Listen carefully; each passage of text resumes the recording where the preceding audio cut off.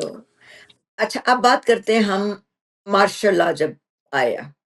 خاص طور پر ظاہر ہے کہ میں ضیاء الحق کے زمانے کے مارشل لا کی بات کروں گی، تو اس کے میڈیا پر نہیں، کیا اگر اثرات ماشاء اللہ کی بات مرتب کریں تو ایوب خان کے ماشاء اللہ سے شروع کریں نا، اچھا چلے وہیں سے شروع کر لیں، جب مارشل لا آیا چلے کسی کی بات نہیں کرتے، مارشل لا سے بلکہ شروع اس سے بھی کرتے ہیں پہلے کیونکہ انیس سو پاکستان میں تریپن کے نہیں نہیں ایک سیکنڈ، وہ- وہ- اس سے بھی پہلے 1953 کے ماشاء اللہ سے بات شروع کریں۔ چلیے ایسے ہی کرتے ہیں کہ جب بلکہ مطلب یہ نہیں کہتے ضیاء الحق کا، یہ کہتے ہیں کہ پاکستان میں جب مارشل لا آتا رہا تو اس ادوار میں جو ماشاء کہ اللہ زیادہ آنا تر شروع ادوار ہوا۔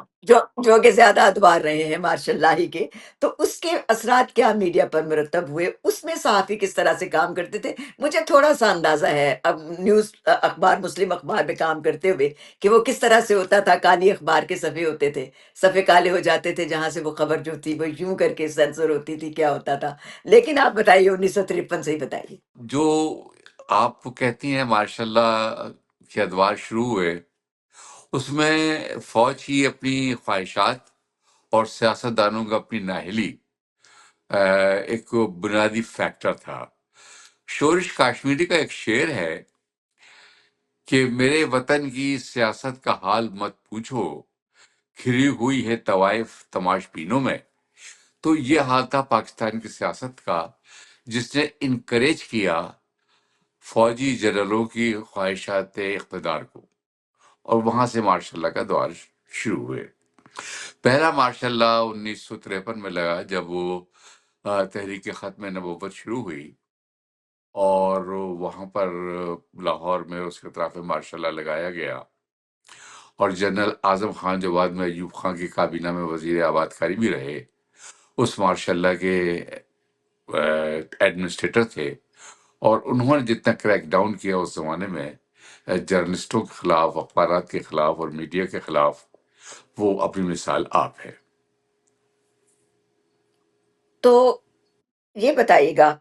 کہ اخبار، ریڈیو، ٹیلی ویژن، ایک تو یہ کہ ان تینوں میں سے کون سا ادارہ کچھ طاقت رکھتا تھا، کچھ اس کی پاورز یا اختیارات کے حوالے سے کچھ تھا، یا پھر صحافی کی تربیت اس وقت کس طرح سے کی جاتی تھی، اور آج کے دور میں اگر ہم دیکھیں تو اس میں کیا کمی محسوس ہوتی ہے؟ اصل میں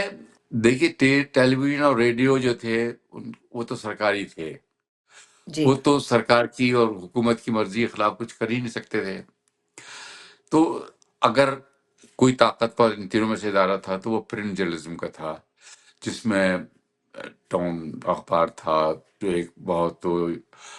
پاورفل آرگن تھا عوام کا۔ اور اس زمانے میں ایک اخبار ہوتا تھا کراچی میں، انجام، جس کے ایڈیٹر عثمان آزاد ہوتے تھے اور مالک، یا لاہور میں نوائے وقت ہوتا تھا۔ تو اس قسم یا اس پاکستان کے اس وقت کے اخبارات ہوتے تھے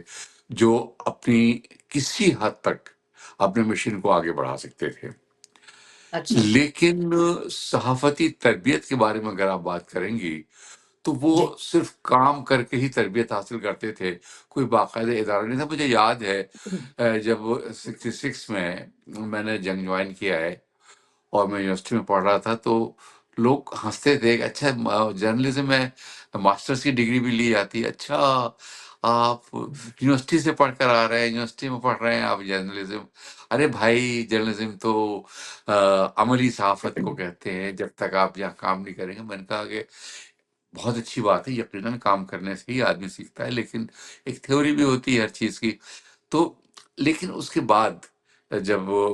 پاکستان کے مختلف صوبوں میں جرنلزم کی تربیت کا سلسلہ شروع ہوا، جو ڈگریز ملنے لگیں،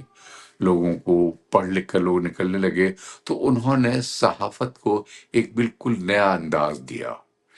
لیکن مصیبت وہی ہوئی کہ مالکان وہی پرانے تھے، ان کے مفادات وہی پرانے تھے، انہی مفادات کے تحت وہ اپنے مشن کو آگے بڑھاتے رہے، کمائی کے مشن کو، پبلک کے مشن کو نہیں، پبلک کو تعلیم دینے کے مشن کو نہیں، مسائل کو اجاگر کرنے کے مشن کو نہیں، بلکہ اپنی دولت میں اضافے کے مشن کو۔